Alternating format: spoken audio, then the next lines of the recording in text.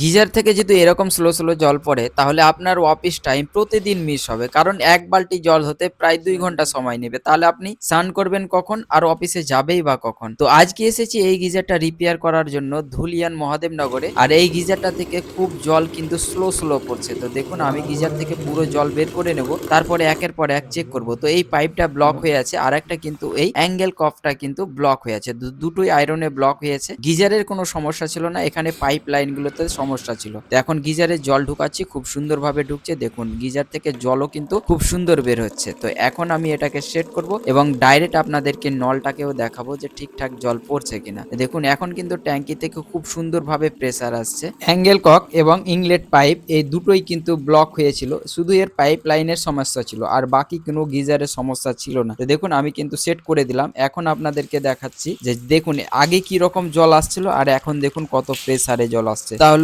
এইরকম যদি সমস্যা হয় তাহলে আপনারা অবশ্যই একটা টেকনিশিয়ান দিয়ে গিজারটাকে ভালো করে সার্ভিস করিয়ে নেবেন। তো এই গিজারটা লাগা আছে বাথরুমের বাইরে, আর গিজারের পাইপ আছে কিন্তু বাথরুমের ভিতরে। চলুন আপনাদেরকে সেটাও দেখিয়ে দিই, নাহলে আপনারা হয়তো বলবেন যে অন্য কিছু দেখাচ্ছে।